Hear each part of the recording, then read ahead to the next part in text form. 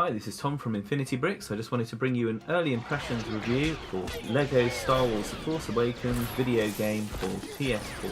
I have the deluxe edition, so that comes with the LEGO minifigure Finn in a Stormtrooper costume, FN2187. Also comes with the Season Pass and the Empire Strikes Back character pack. With the PS4 you also get the addition of the Phantom Limb level pack and the Droid character pack.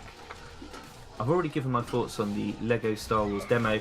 If you want to have a look at that, just check out the link below in the description. It will give you my thoughts on how this game compared to the original LEGO Star Wars games and also how it compares to some of the more modern LEGO games that are out now. To my surprise, the first place that we started in this game was the Battle of Endor. It gives you a prologue chapter. I'm not quite sure whether or not that is part and parcel of the full game or whether that's an exclusive to the Season Pass. I'm not sure. I love the way it sets up the Force Awakens story by bringing in the end battle of the last film, Return of the Jedi, and it does a very quick overview of that scene. So you see Luke Skywalker and Darth Vader in front of the Emperor. The Emperor, and the dialogue that's used is straight out of the film. He's talking about how his friends are trapped, how the battle is not going to be won, and it goes through and it cuts quickly to scenes of Lando Calrissian in the Millennium Falcon with Ten Nun and Admiral Akbar. You also go down to the Endor planet where you've got Han and Leia and the Ewoks. The first gameplay area you go to is the actual Battle of Endor.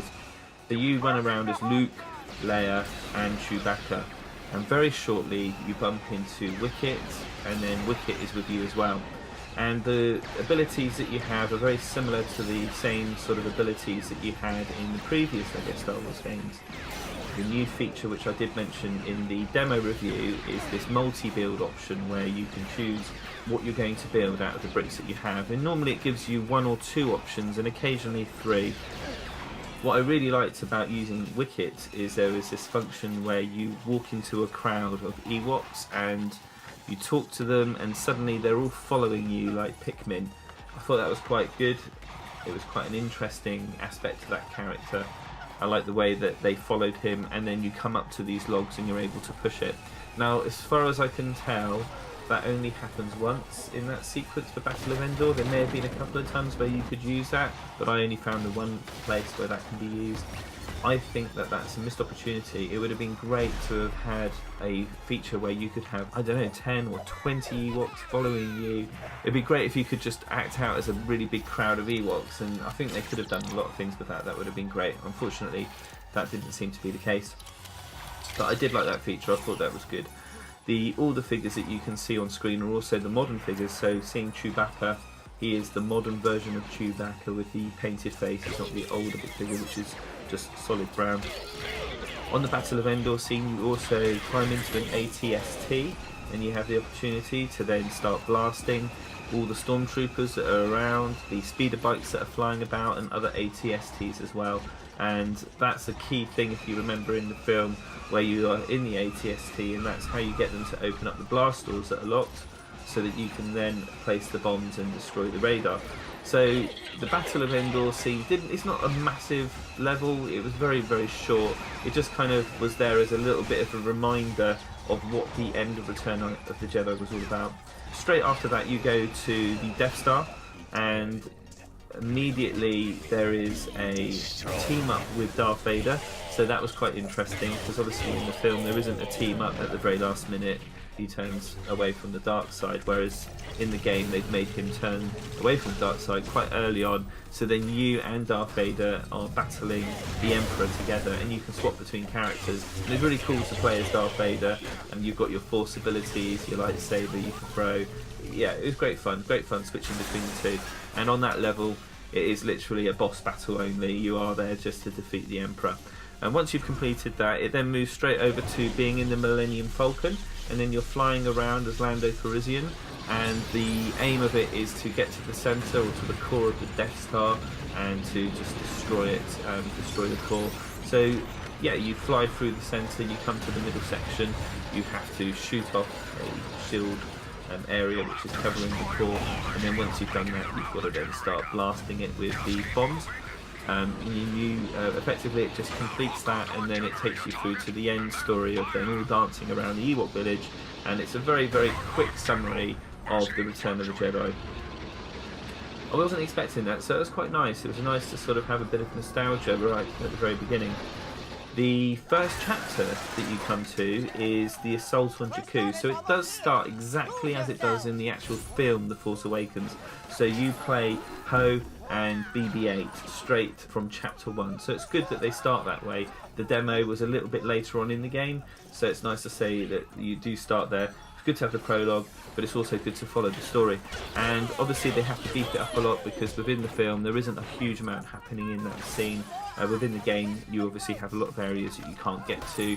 There's lots of transporters in the way that you have to blast out of the way, lots of fires that you have to put out in order to get through to different locations, so you have to put it out with different, like water. There's lots of things that you do building wise, things like interacting with some of the characters in the village who need guns, and you have to try and help supply those. So it takes you through a little bit of a journey in order to get to the X-Wing, which is where you are in the film. You climb into the X-Wing. You go a very roundabout way, but eventually you do get to that scene. BB-8 then disappears off, you're in the X-Wing, and unfortunately the X-Wing is unable to take off. We move on then to Kylo Ren revealing himself. You do meet Finn, he's still got his Stormtrooper helmet. He's indicated by having an apple print on his head, which is quite a different take on how it was done in the film, but it's good to have him there in his Stormtrooper costume. And obviously, you know, you do get that character in this box set, which is cool. I think he looks really good. I love the details of the Stormtrooper, and this is kind of feels like a little bit like a Sand Trooper, purely because of the sort of markings that he has on the body. So, but yeah, he's a great figure. In some ways it would have been good to have had the additional helmet with the handprint on. You know, they didn't have to do a green print, they could have done a red print, but that would have been quite a nice addition to have with the character. So you do have him, you know, with the hairpiece, but also with a helmet. That would have been good. I mean, but it's still good to have him like this.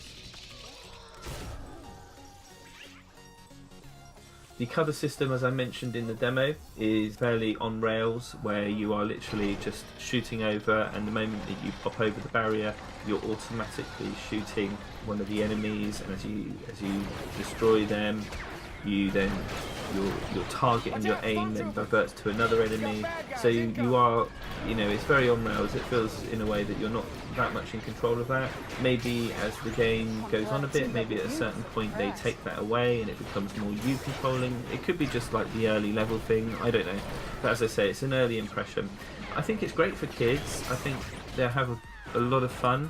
It's nice to have a variety of characters, and I think they're coming from both films, not just The Force Awakens but also the original trilogy as well.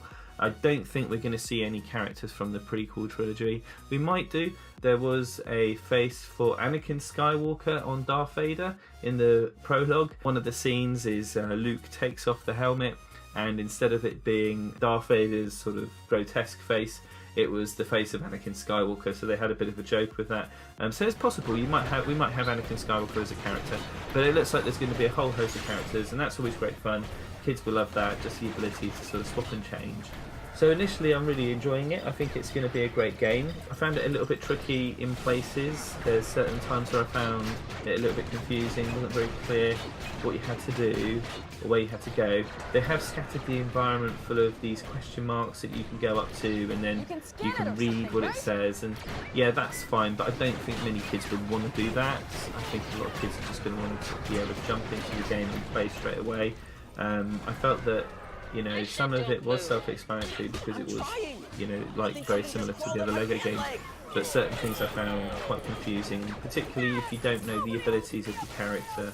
What I found a bit strange is that the ability to use the grappling hook for BB-8, and then to use a target and aim for Poe with different buttons. And it was quite strange because you'll be holding one button and using that, and using the analog stick to aim, and then you're using a different button on another character to use the analog stick to aim. And I wasn't quite sure why they did that. I thought maybe it would make more sense to have made that just one button that does that, rather than swap it all around. But apart from that, that's not a big deal. Let me know what you think in the comments below, and don't forget to like and subscribe for any future content. Look forward to seeing you soon. Bye bye.